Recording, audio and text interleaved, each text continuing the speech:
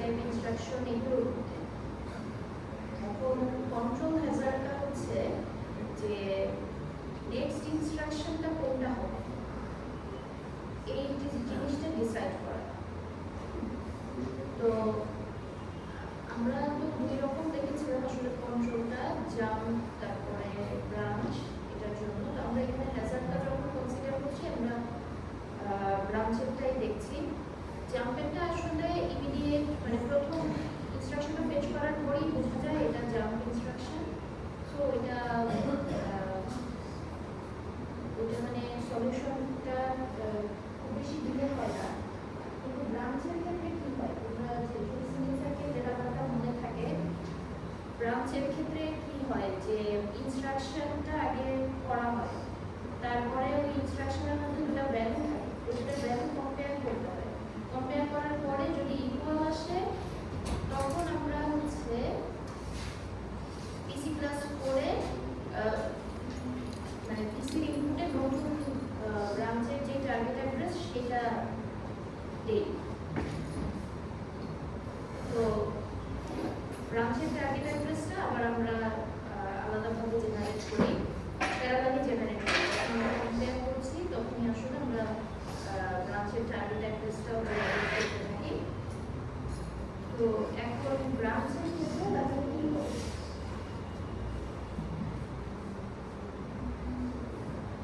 দেখো এখানে যদি প্রথমে একটা ইনস্ট্রাকশন আছে অ্যাড, এরপরে একটা ব্রাঞ্চ ইকুয়াল ইনস্ট্রাকশন আছে। এখন ব্রাঞ্চের রেজাল্টটা কোন জায়গায় আসলে প্রিপেয়ার হবে, এখানে দেখানো হচ্ছে যে মেমোরি স্টেজ। তার কারণ কি, কারণ এক্সিকিউশন স্টেজে দুইটা ভ্যালু কম্পেয়ার হয়, যে যে $1 $2 এটা দিয়ে যে রেজিস্টার আছে, এই দুটো রেজিস্টারের মধ্যে যে ভ্যালু আছে সেগুলো কম্পেয়ার হয়। কম্পেয়ার করে আমরা আউটপুটটা এই স্টেজে পাই, এবং এখানে গিয়ে আসলে ব্রাঞ্চের টার্গেট অ্যাড্রেসটা আমরা C++ এর ইনপুটে পাস করি। এই কম্পারিজনের আগে মানে এই থার্ড সাইকেলটা শেষ হওয়ার আগে আমরা ব্রাঞ্চের ডিসিশনটা আসলে লিড করতে পারি। তো তাই বলা যায় যে ব্রাঞ্চের ডিসিশনটা এই যে ফোর্থ স্টেজের শুরুতে আমরা পাই। হ্যাঁ, আচ্ছা, তো তাহলে এখন তাহলে নেক্সট ইনস্ট্রাকশন কি হবে? নেক্সট ইনস্ট্রাকশন কি সিকোয়েন্সিয়ালি ইমিডিয়েট পরের ইনস্ট্রাকশনটা হবে নাকি ব্রাঞ্চের টার্গেট অ্যাড্রেসটা হবে? তো এটা আমরা যদি ব্রাঞ্চের ডিসিশনটা আসা পর্যন্ত অপেক্ষা করি, এই যে ধরা যাক যে আমরা সিকোয়েন্সিয়াল যেই ইয়েগুলো ছিল, ইনস্ট্রাকশনগুলো ছিল, সেগুলো এক্সিকিউট করা শুরু করলাম। এবং এই জায়গায় গিয়ে আমরা দেখলাম যে ব্রাঞ্চের আসলে টার্গেট অ্যাড্রেস মানে এই যে ইকুয়াল, তাই ব্রাঞ্চের টার্গেট অ্যাড্রেসে যেতে হবে। এরপরে গিয়ে এই ক্লক সাইকেলের পরে গিয়ে আমরা ওই করেসপন্ডিং ইনস্ট্রাকশনটা পিসিতে লোড করব। ঠিক আছে, তো এখানে তাহলে তিনটা ইনস্ট্রাকশন পরে গিয়ে আমি এটা বুঝতে পারছি যে অ্যাকচুয়াল কন্ট্রোল ফ্লোটা কোথায় যাবে। আচ্ছা, কিন্তু এখানে যে তিনটা ইনস্ট্রাকশন শুরু করে দিয়েছিলাম এগুলো তাহলে এখন এলিমিনেট করতে হবে। হ্যাঁ, কারণ এগুলো এক্সিকিউট করে ফেললে তাহলে কন্ট্রোল ফ্লোটা ভুল হবে। তাই এখানে তিনটা আমরা পাবো, তিনটা ইনস্ট্রাকশন চিন্তা করে নিলাম। আচ্ছা, তো তাহলে মোট কথা যেটা, যে যদি আমাদের ব্রাঞ্চ আসে, এখন ব্রাঞ্চের ডিসিশনের উপর ডিপেন্ড করবে। ব্রাঞ্চ যদি বলে যে সিকোয়েন্সিয়াল ইনস্ট্রাকশনগুলোই এক্সিকিউট হবে, তাহলে তো এভাবে এক্সিকিউট শুরু করে দিলেও কোনো অসুবিধা নেই। কিন্তু দেখা গেল যে না, ব্রাঞ্চের ডিসিশন থেকে দেখা যাচ্ছে যে অন্য একটা অ্যাড্রেস লোড করতে হবে। তো সেইটা আসলে করা যাবে অনলি এই যে এই ফোর্থ স্টেজের পরে। তো তাহলে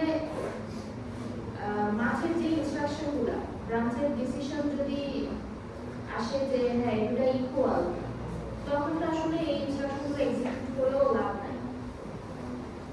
তাহলে এখানে তিনটা স্টল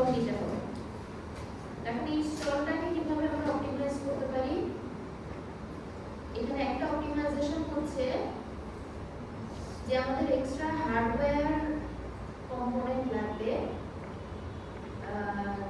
যারা এক্সট্রা হার্ডওয়্যার লাগবে, যারা রেজিস্টারগুলোকে চেক করে calculate branch address and update PC during the second stage.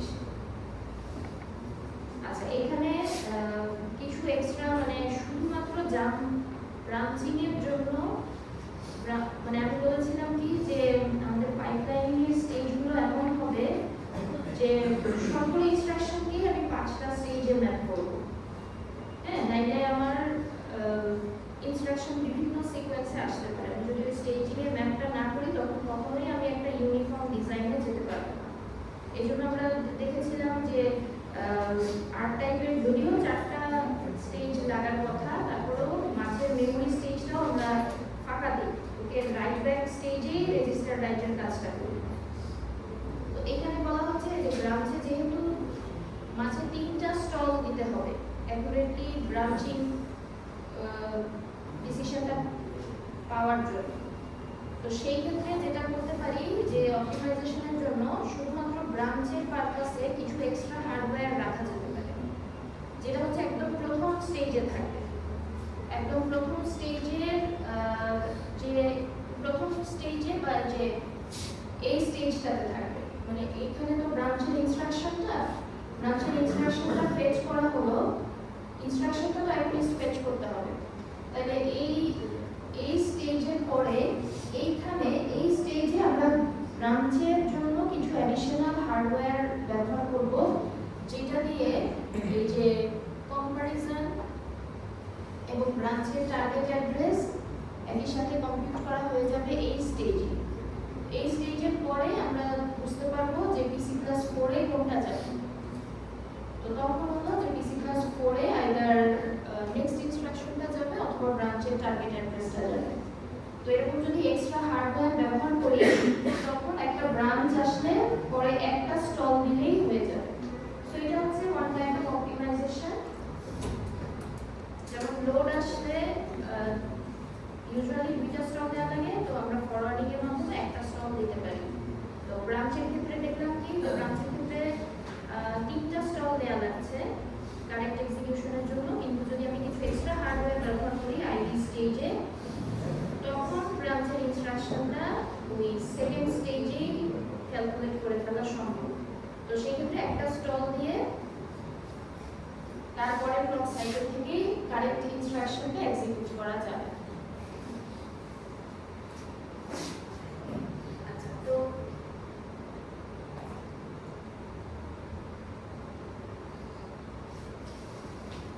এখন যেটা বলা হচ্ছে যে এই যে এখানে আমি স্টল দেব, এটাও কি আর কোনোভাবে অপটিমাইজ করা যায়? যে আমি তো এক্সট্রা হার্ডওয়্যার ব্যবহার করব, কিন্তু তারপরেও এখানে আমার একটা স্টল চলে আসছে। আচ্ছা, তো এই ক্ষেত্রে এই স্টলটা এখানে মনে হচ্ছে যে আচ্ছা একটা স্টল, সেটা তো অলরেডি আমি কিছু এক্সট্রা হার্ডওয়্যার ব্যবহার করে অপটিমাইজ করলাম। তো তারপরে হলো এখানে কেন আবার আমি অপটিমাইজ করতে চাচ্ছি? তার কারণ হচ্ছে ব্রাঞ্চ নরমালি কেন ইউজ হয়, যে লুপ যদি হয়, লুপে আমরা একটা কন্ডিশন চেক করি, তারপরে লুপটা যদি চলে আবার ব্রাঞ্চের মাধ্যমে আমরা লুপের কাজটা করতে পারি। এখন কোনো একটা কোডের অংশে যদি লুপ ধরো 1000 বার লুপটা ঘুরবে বা 500 বারই লুপটা ঘুরবে, তখন প্রতি 500 ইটারেশনে একটা করে স্টল চলে আসবে। তো এই কারণে ব্রাঞ্চিংকে আরো অপটিমাইজ করা হয়। তো অপটিমাইজ করার আসলে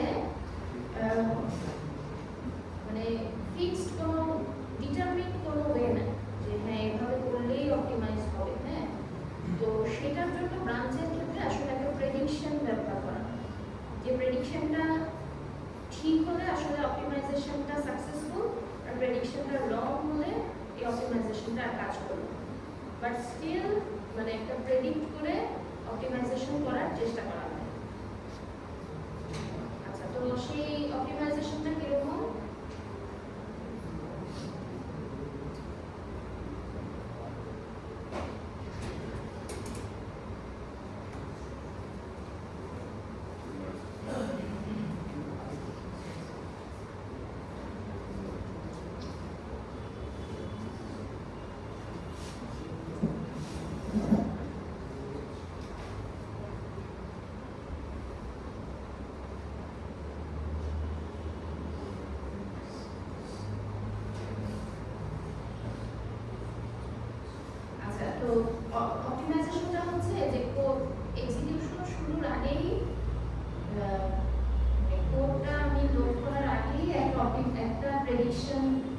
নিয়ে নিতে হবে। তো ধরা যাক যে যারা ডেভেলপার তারা প্রেডিকশন নিল যে ব্রাঞ্চ ইউজুয়ালি মানে ফলস হয়, কন্ডিশনটা ফলস হয়। তো কন্ডিশন ফলস হওয়ার মানে কি যে আমার ইমিডিয়েট নেক্সট ইনস্ট্রাকশনটা এক্সিকিউটেড হবে। আর কন্ডিশনটা ট্রু হলে তখন হচ্ছে যে ব্রাঞ্চের ডেস্টিনেশনে যাবে। তো এটাই বলা হচ্ছে যে এখানে প্রেডিক্ট হচ্ছে not taken, branch not taken. তো এটা যদি প্রেডিকশন হয় তখন এক্সিকিউশনটা এমন ভাবে করা হয় যে ব্রাঞ্চের ইনস্ট্রাকশনের পরপরই সিকোয়েন্সিয়ালি ঠিক পরের যে ইনস্ট্রাকশনটা আছে সেটাকে এক্সিকিউশন শুরু করে দেওয়া হয়। তো প্রেডিকশনটা যদি কারেক্ট হয়, দেখো এই সেকেন্ড স্টেজ শেষ হওয়ার পরে আমি বুঝতে পারবো যে প্রেডিকশনটা কি কারেক্ট নাকি কারেক্ট না। তো যদি প্রেডিকশন কারেক্ট হয় তাহলে তো সিকোয়েন্সিয়াল ইনস্ট্রাকশনটা কন্টিনিউ করতে থাকে। আর প্রেডিকশনটা যদি ইনকারেক্ট হয় তখন ওই এটা যদি আমি শুরুও করে দেই ওটাকে তখন স্টপ করতে হবে, মানে এই জায়গাটায় আবার একটা স্টল চলে আসবে। আর তারপরে এই ক্লক সাইকেলের পর থেকে আমি ব্রাঞ্চের টার্গেট অ্যাড্রেসে যেতে পারি। তো এখানে হচ্ছে যে মানে যে কোনো একটা প্রেডিকশন করতে হয়, যদি নট টেকেন হয় যে না ব্রাঞ্চের টার্গেট অ্যাড্রেসে যাবে না তখন সিকোয়েন্সিয়াল এক্সিকিউশনটা শুরু করে দিতে হয়। আর যদি প্রেডিকশন এটা করা হয় যে না ব্রাঞ্চটা সবসময়ই তার টার্গেট অ্যাড্রেসে যাবে তো তখন সিকোয়েন্সিয়ালি টার্গেট অ্যাড্রেসের এক্সিকিউশনটা শুরু করে দিতে হবে। তো এই এক্সিকিউশনটায় এটা একটা অপটিমাইজেশন। যদি এটা কাজ করে ঠিক হয় প্রেডিকশনটা তাহলে তো আমরা একটা ক্লক সাইকেল সেট করলাম। আর যদি প্রেডিকশনটা ভুল হয় সেক্ষেত্রে একটা ক্লক সাইকেল এমনিতেই যাচ্ছে।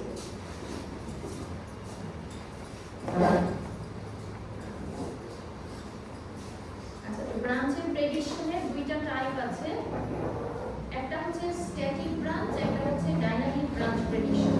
স্ট্যাটিক ব্রাঞ্চ প্রেডিকশনটা এরকম যে এটা হলো এটা আমি বললাম যে আমরা আইদার ধরে নিব যে ব্রাঞ্চের টার্গেট অ্যাড্রেসটাই যাবে আর নয়তো ধরে নিব অলওয়েজ সিকোয়েন্সিয়াল ব্রাঞ্চের কন্ডিশনটা ভুল হবে সিকোয়েন্সিয়াল অ্যাড্রেসটাই যাবে। তো এইটার ক্ষেত্রে স্ট্যাটিক এটা হচ্ছে যে কোডের স্ট্রাকচারের উপর কিছু প্রেডিকশন করা হয়। যেমন কোড ব্লকে যদি থাকে যে লুপের ক্ষেত্রে আমরা ধরতে হবে যে অলওয়েজ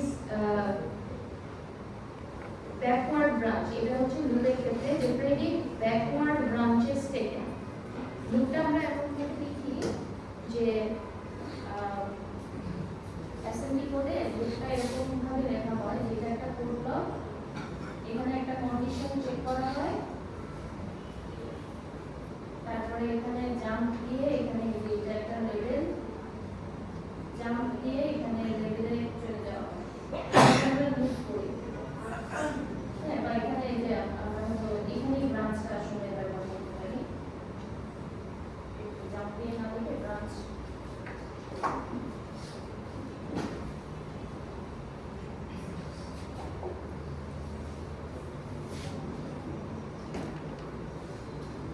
এখানে আমরা দুইটা ভ্যালু কম্পেয়ার করি তারপরে দেবে।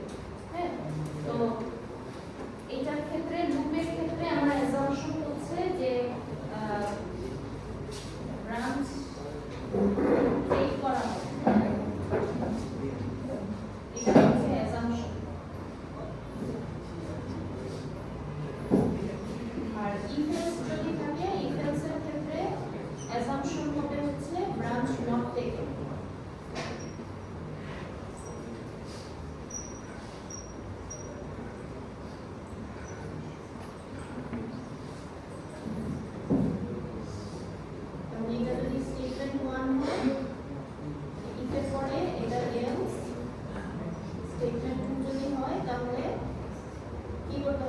যদি অ্যাসাম্পশন হয় ব্রাঞ্চ নট টেকেন তাহলে ব্রাঞ্চের কন্ডিশনটার পরে S1 এর এক্সিকিউশন শুরু করে দিতে হবে।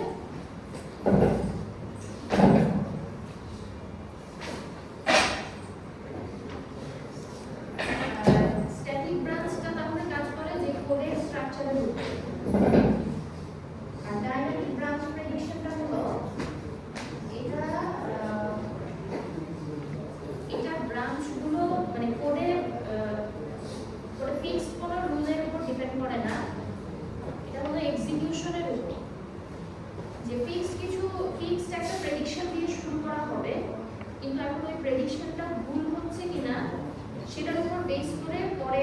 ব্রাঞ্চের ডিসিশনটা নেওয়া হয়।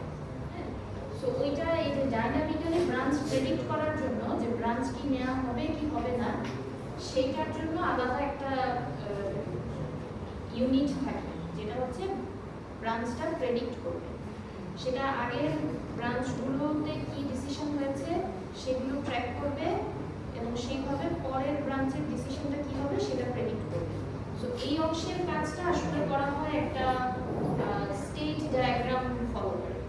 তোমরা স্টেট ডায়াগ্রাম করেছো না, যে ফাইনাইট স্টেট ডায়াগ্রাম, যে একটা স্টেট থেকে শুরু হয় তারপর আরেকটা স্টেটে যায় আরেকটা স্টেটে যায় এরকম। তো এই অংশের ডিজাইনটা তোমরা এখানে এই চ্যাপ্টারে জাস্ট স্টেট ডায়াগ্রামটা দেখবা, এখানে সার্কিটের ডিজাইনটা এই অংশে আর দেখানো হবে না। তোমাদের সার্কিটের যে ডিজাইনটা মানে আমরা ব্লক ডায়াগ্রামে যেটা ইনকর্পোরেট করব সেটা হচ্ছে এই যে ব্রাঞ্চ মানে স্ট্যাটিক ব্রাঞ্চ। মানে স্ট্যাটিক ব্রাঞ্চে হচ্ছে এটা কোডের উপর ডিপেন্ড করে একটা অ্যাসাম্পশন করে নেওয়া হবে যে আমি কি অলওয়েজ ব্রাঞ্চ টেকেনটা ফলো করব নাকি ব্রাঞ্চ নট টেকেনটা ফলো করব। ব্রাঞ্চ নট টেকেন এটা যদি অ্যাসাম্পশন থাকে তাহলে ব্রাঞ্চ ইনস্ট্রাকশনের পরপরই PC+4 এর ইনস্ট্রাকশনটা শুরু করে দিতে হবে। আর ব্রাঞ্চ টেকেন এটা যদি অ্যাসাম্পশন থাকে তাহলে ব্রাঞ্চের ইনস্ট্রাকশনের পরপর ব্রাঞ্চের টার্গেট অ্যাড্রেসের ইনস্ট্রাকশনটা শুরু করে দিতে হবে। যদি প্রেডিকশনটা ভুল হয় তাহলে ওই ইনস্ট্রাকশনটা পরে নাল করে দিতে হবে, মানে ওই জায়গাটায় তখন একটা স্টল চলে আসবে।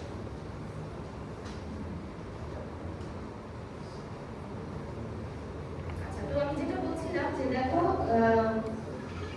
ব্রাঞ্চে এই স্ট্যাটিক ব্রাঞ্চেই থাকবো আমরা যে সার্কিটটা ডিজাইন করব ব্লক ডায়াগ্রামটা এখানে আমরা স্ট্যাটিক ব্রাঞ্চটা বলে নিয়ে ডিজাইন করব। ডাইনামিক ব্রাঞ্চে জাস্ট ফাইনাইট স্টেট মেশিনের লজিকটা তোমরা দেখবে একটা সময়। তো এখানে যেটা হচ্ছে যে আমাদের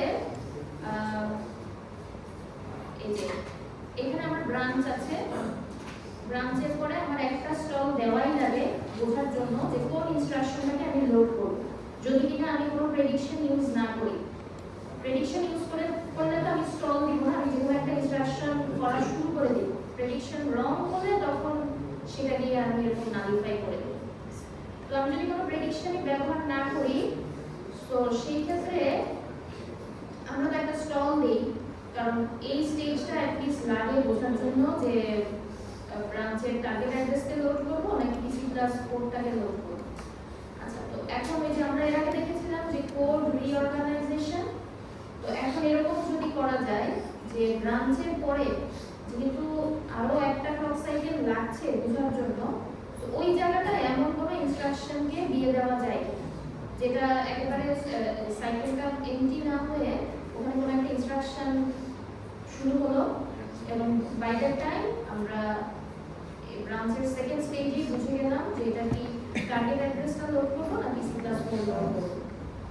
এরকম কোড রিঅর্গানাইজেশনের মতো এখানে একটা লাইনকে এখানে নিয়ে আসা হবে। তো এই মানে অপটিমাইজেশনটার নাম হচ্ছে ডিলেইড ব্রাঞ্চ।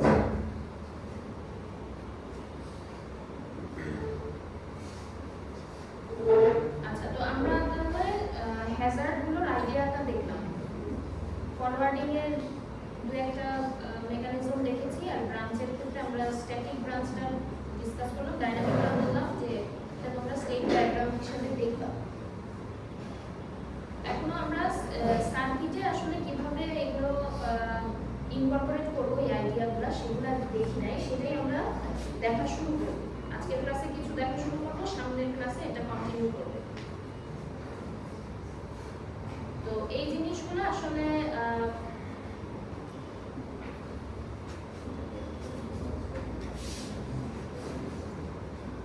এই স্লাইডে এরপরে কিছু জিনিস আছে যেটা মানে আমরা ডিসকাস করে ফেলেছি, কনসেপচুয়াল আইডিয়া আমাদের আছে। এখানে তোমাদের একটু দেখতে হবে, যেমন পাইপলাইন রেজিস্টারের সাইজটা আমরা গত ক্লাসে ডিসকাস করেছি। পাইপলাইন রেজিস্টার সম্পর্কে আইডিয়া তো এখন সবার ক্লিয়ার যে পাইপলাইন রেজিস্টারগুলো কেন লাগে।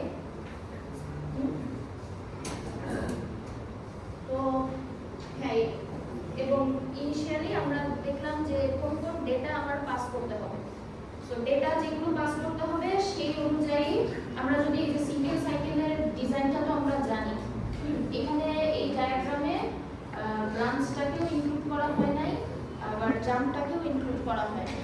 সবগুলো যদি করি তাহলে এখানে বিট সংখ্যা আরো বেড়ে যাবে। তো ধরা যাক তোমাকে যদি এই জাস্ট এই ছবিটাও দিয়ে দেওয়া হয়, হ্যাঁ, তখন যদি জিজ্ঞেস করা হয় যে তোমার এটার বিট সংখ্যা কত, তখন তুমি জাস্ট বিটগুলো কোনগুলো আসলে তোমার পাস করতে হবে সেইটা বুঝে ওইগুলোর সামেশন হবে এই রেজিস্টারের বিট সংখ্যা। আমরা তো ডেটা বিটগুলো এখানে পাস করছি, এই ছবিতে শুধু ডেটা বিটগুলো পাস করা হচ্ছে। আমরা একটু পরে দেখবো যে কন্ট্রোল বিট কোনগুলো পাস করতে হবে।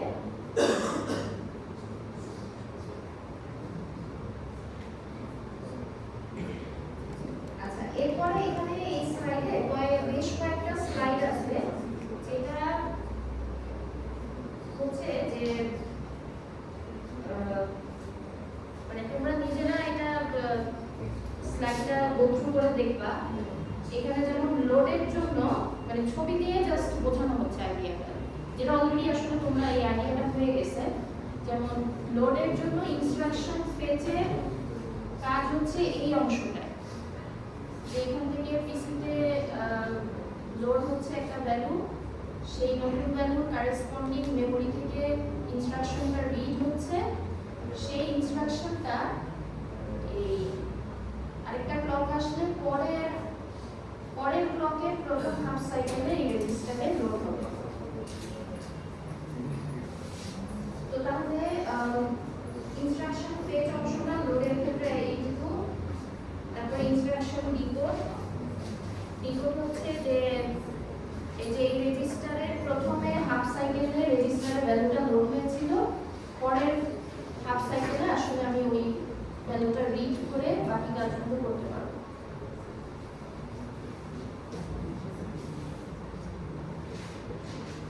এখানে জাস্ট হাইলাইট করে দেখানো হচ্ছে যে এটা একটা ইনস্ট্রাকশনে পাইপলাইনিং স্টেজগুলো হাইলাইট করে দেখানো হচ্ছে আমাদের সিঙ্গেল সাইকেলের ছবিটার মধ্যে। আচ্ছা, মেমরি স্টেজ তো ডেটা মেমরির অংশটা। তো রাইট ব্যাক স্টেজ কোনটা? রাইট ব্যাক স্টেজ আসলে আবার এই কম্পোনেন্টটাকেই ব্যবহার করছে, হ্যাঁ, এই কম্পোনেন্টটাকেই ব্যবহার করছে। এটা আমরা এই মার্কসের সাহায্যে বুঝতে পারি যে কোন ভ্যালুটা রাইট করব, মেমরি ডেটা রাইট করব নাকি এএলইউ এর আউটপুটটা রাইট করব। আচ্ছা, তো এখানে একটা জিনিস হচ্ছে যে রাইট ব্যাকের ডেটাটা তো আমি এই জায়গা থেকে আনছি, হ্যাঁ, কিন্তু রাইট ব্যাক রেজিস্টারের অ্যাড্রেসটা কোথা থেকে আনবো? আমাদের সিঙ্গেল সাইকেলের ডিজাইনে এটা তো ইনস্ট্রাকশনের লাইন থেকে সরাসরি কানেক্ট করে দিই, কিন্তু এখন কি সরাসরি কানেক্ট করে দিলে হবে? আচ্ছা, এরপর স্টোরেজটা দেখানো হচ্ছিল, স্টোরেজ কয়েকটা স্টেজ, স্টোরেজ স্টেজগুলো তোমরা দেখবা। লোডেরটা আমরা যদি আবার দেখি যে দেখো যে এখানে রেজিস্টার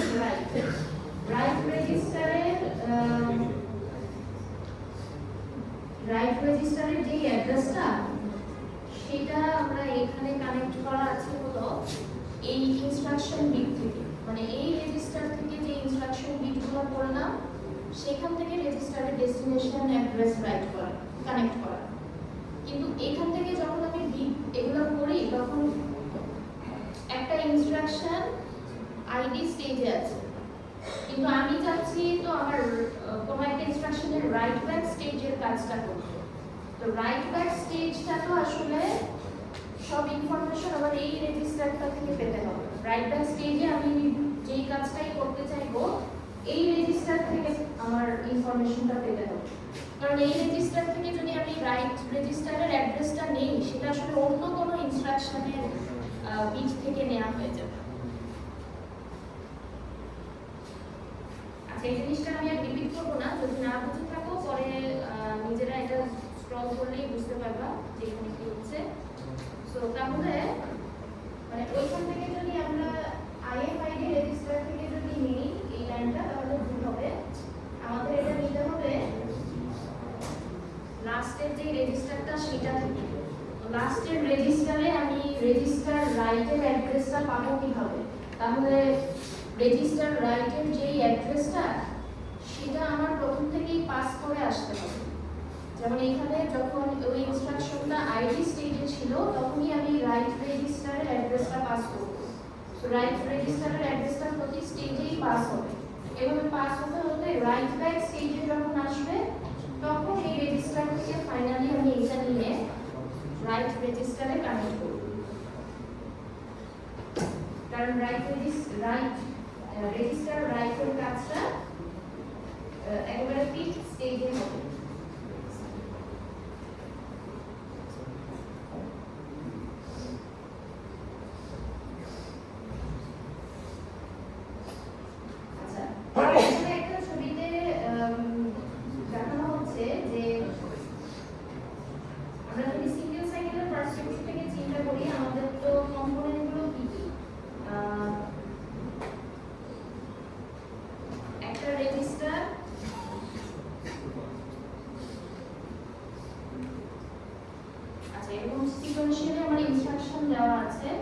আমি যদি পার্টিকুলার এই সাইকেলটার জন্য দেখি তাহলে কি হবে, এই সাইকেলের জন্য আমার রেজিস্টারটা আসলে এই ইনস্ট্রাকশনের রাইট ব্যাক স্টেজের জন্য কাজ করছে।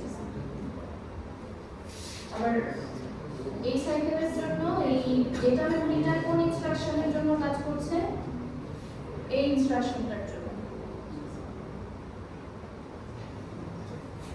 এবং এএলইউটা কাজ করছে হচ্ছে থার্ড ইনস্ট্রাকশনটার জন্য।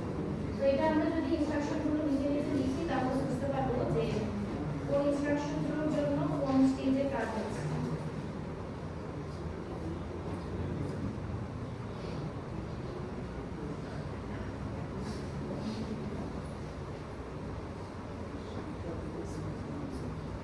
আচ্ছা, তো পাইপলাইনিং এ আমরা তো ডেটা তো পাস করলাম,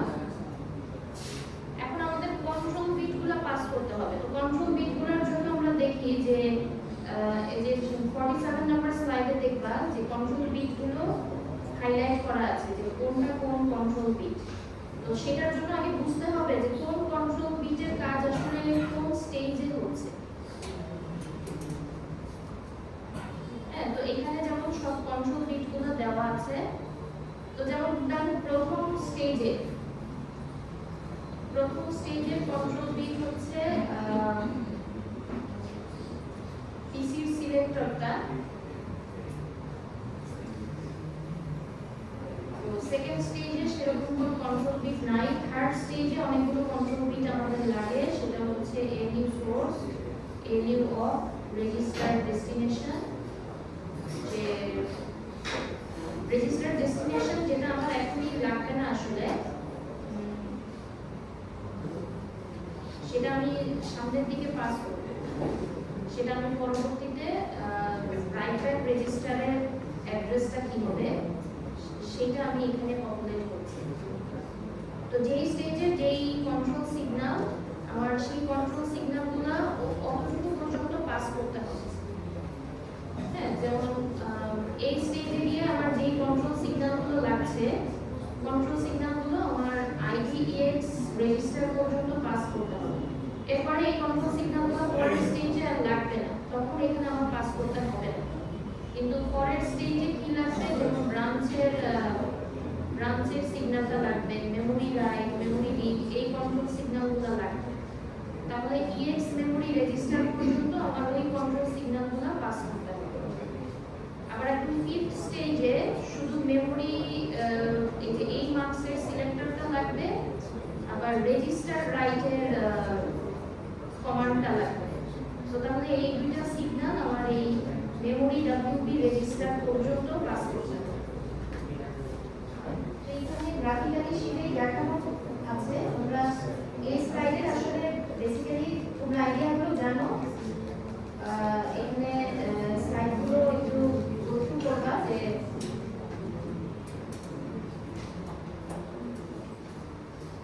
এখানে মানে আসলে গ্রাফিক্যালি দেখানো আছে যে কোন স্টেজে কোন সিগন্যালটা কাজ করছে।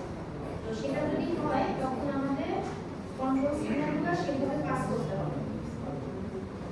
যেমন কন্ট্রোল ইউনিটটা আমাদের কোথায়, কন্ট্রোল ইউনিটটা হচ্ছে প্রথম রেজিস্টারের পরে, মানে এখানে তো ইনস্ট্রাকশন ফেচ হচ্ছে, ইনস্ট্রাকশন ফেচের পরে এখানে একটা রেজিস্টার তো এই রেজিস্টার থেকে আমি ইনস্ট্রাকশনের বিটগুলো পাই, সেটাই আমি কন্ট্রোল ইউনিটে দিয়ে দিব। কন্ট্রোল ইউনিটটা আইএফআইডি ইনস্ট্রাকশন ডিকোড স্টেজেই থাকে।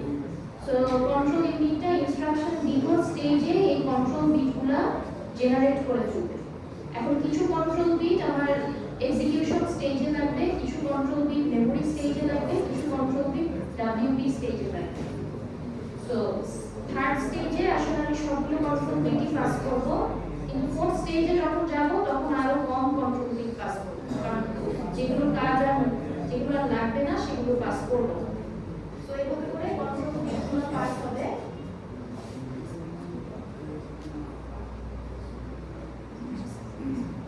সো এখানে কোন স্টেজে কোন কন্ট্রোল বিট পাস হচ্ছে এটা ম্যাপ করে দেখানো হচ্ছে। এটা আমরা ছবিটার সামনে থাকলে মানে ছবি থেকেও দেখতে পারি যে কোন কন্ট্রোল বিটগুলো আসলে কোন স্টেজে লাগবে, তাহলে কোন রেজিস্টার পর্যন্ত এটা আমরা পাস করতে হবে।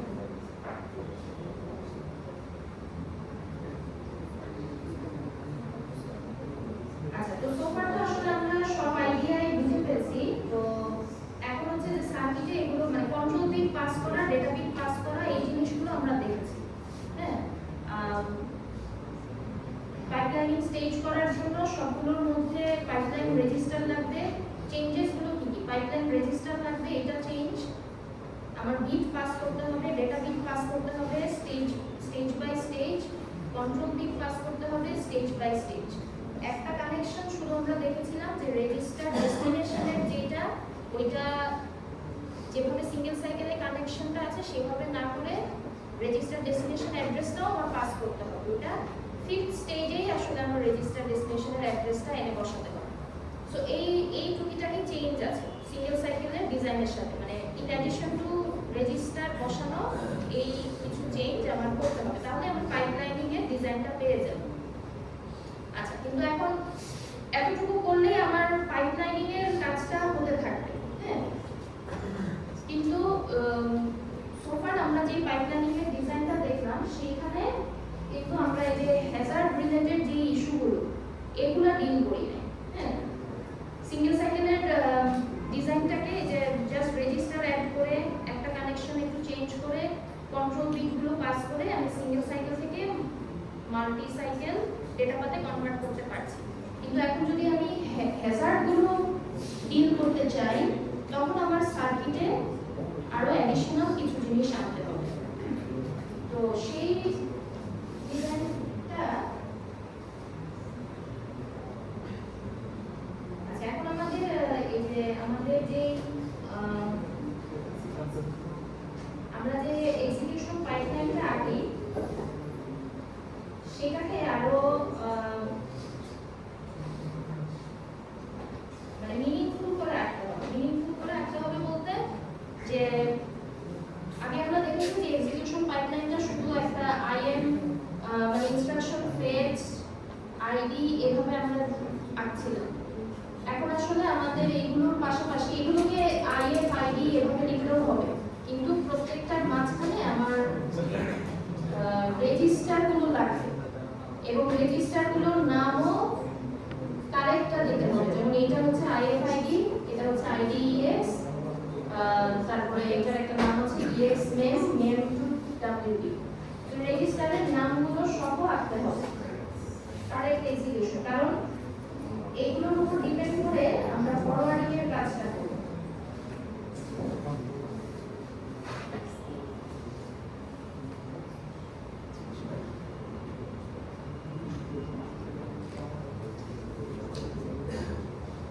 এখানে ফরওয়ার্ডিং এর যে আইডিয়াটা আছে সেটাই আসলে আমার সিমুলেট করে দেখানো হচ্ছে। ফরওয়ার্ডিং এর যে আইডিয়াটা আমরা দেখে আসছিলাম যে একটা রেজিস্টার যেমন S2 রেজিস্টার, এখানে একটা ডিপেন্ডেন্সি দেখানো হচ্ছে যে S2 রেজিস্টার হচ্ছে প্রথম ইনস্ট্রাকশনের ডেস্টিনেশন আর পরের চারটা ইনস্ট্রাকশনে এটা সোর্স হিসেবে কাজ করছে। তো থার্ড আর ফোর্থ ইনস্ট্রাকশনে কোনো সমস্যা হবে না, বাই দ্যাট টাইম ওই রেজিস্টারে ওই নতুন ভ্যালুটা চলে আসছে। কিন্তু সেকেন্ড আর থার্ড যে ইনস্ট্রাকশনটা এটাতে আমার ডিপেন্ডেন্সি রিজলভ করতে হবে। তো ডিপেন্ডেন্সিটা রিজলভ কিভাবে করতে হবে? ফরওয়ার্ডিং এর মাধ্যমে। হ্যাঁ, তো ফরওয়ার্ডিং এ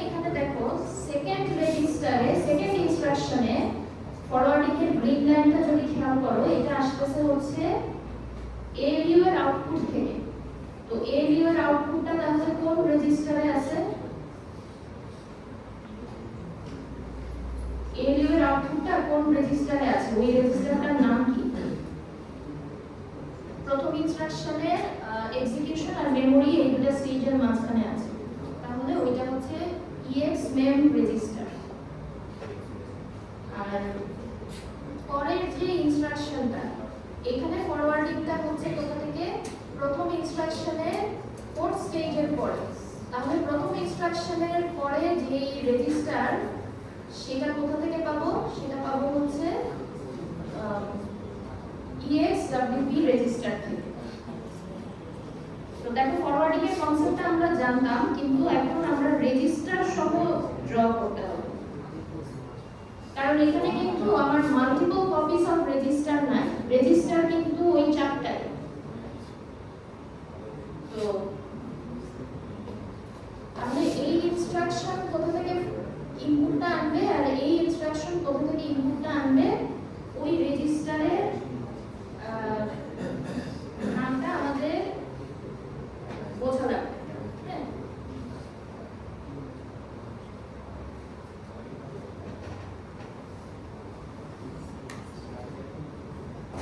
তো এরপরে যেটা, যে তাহলে রেজিস্টারের নামগুলো জানা থাকলে তখন আমরা এরকম একটা কন্ডিশন চেক করতে পারবো। এটাকেই বলা হয় যে ডেটা হ্যাজার্ডের কন্ডিশন। হ্যাঁ, দেখো এখানে ডেটা হ্যাজার্ডের চারটা কন্ডিশন আছে। আমরা যে বলেছিলাম যে ডেটা হ্যাজার্ড হচ্ছে কিনা এইটা আমরা কিভাবে বুঝবো? তো এটা হচ্ছে যে রেজিস্টারে তো আমরা সবগুলো বিটই পাস করছি, এখান থেকে আমরা বুঝবো যে ডেটা হ্যাজার্ড হচ্ছে কিনা। যেমন দেখো যে এটা হচ্ছে রেজিস্টার ডেস্টিনেশন, তার মানে কি যে রেজিস্টার ডেস্টিনেশন কোনো একটা ইনস্ট্রাকশনের সোর্স আগের কোনো ইনস্ট্রাকশনের ডেস্টিনেশন কিনা, এটা আমি বুঝবো কিভাবে? এটা আমি চেক করবো এভাবে। সোর্স রেজিস্টার আমি কখন পাই? একটা ইনস্ট্রাকশন যখন তার IDEX স্টেজে থাকে তখন। তো IDEX স্টেজের রেজিস্টার RS যে বিটগুলা, সেটার সাথে কম্পেয়ার করব আগের ইনস্ট্রাকশনের সোর্স রেজিস্টারের অ্যাড্রেস, ডেস্টিনেশন রেজিস্টারের অ্যাড্রেস। তো আগের ইনস্ট্রাকশনের ডেস্টিনেশন রেজিস্টারের অ্যাড্রেস এখন আসলে আগের ইনস্ট্রাকশনটা আরো সামনের স্টেজে আছে, তাই আমি পাবো হচ্ছে EX মেমরি রেজিস্টার থেকে। তো এটা ছবিটা পাশাপাশি নিয়ে বসলে তোমরা এই কম্পারিজনটা বুঝতে পারবা যে কেন এভাবে কম্পেয়ার করা হচ্ছে। তো ফরওয়ার্ডিং ইউনিটের কাজ হবে এই সিম্পল কম্পারিজনগুলো করা, এবং কম্পারিজনগুলো করে কম্পারিজনের আউটপুট অনুযায়ী মার্কসের সিলেক্টর বিটটা সিলেক্ট করা। কারণ যখন পড়াচ্ছিলাম আমি বলেছি যে মার্কসে এখন তিনটা অপশন চলে আসবে, যে আমি কি রেজিস্টার ফাইল থেকে রিড করা ভ্যালু পাস করবো এলিউ ইনপুটে, নাকি আগের ইনস্ট্রাকশনের ভ্যালুগুলো পাস করব। তো তখন মার্কসে আসলে তিনটা ইনপুট চলে আসে, তো মার্কসের কন্ট্রোল বিটটা সিলেক্ট করা হবে এই কন্ডিশনগুলো চেক করার মাধ্যমে। তো আমাদের যে একটা ফরওয়ার্ডিং ইউনিট থাকবে, তার কাজ হচ্ছে এই কন্ডিশনগুলো চেক করা। আচ্ছা, এই জিনিসগুলোতে তোমরা ডিটেইলসে আরো আসবা সামনের ক্লাসগুলোতে। তো আমি এখানে স্টপ করি। সামনের দিক থেকে রিফাত স্যার আসলে শুরু করবে। তো আমি হয়তো স্যারকে বলে দিব যে আবার মানে ফরওয়ার্ডিং কন্ডিশন থেকে আবার শুরু করব। আর হচ্ছে তোমাদের ডিভিশন থার্ড চ্যাপ্টারে ডিভিশন এতদিন ওটা বাকি ছিল, তো ওইটা এখন যেহেতু আমাদের অনেকগুলো ক্লাস আসলে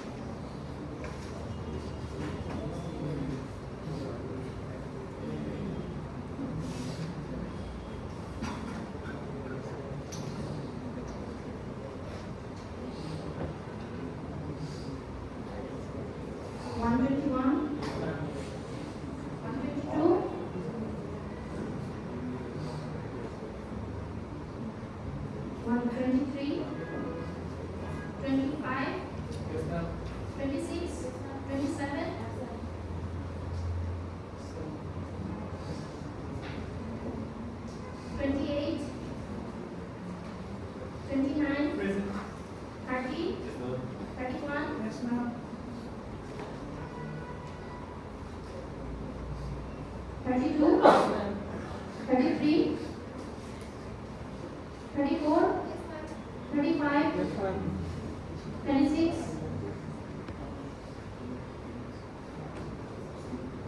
37, 38, 39, 41,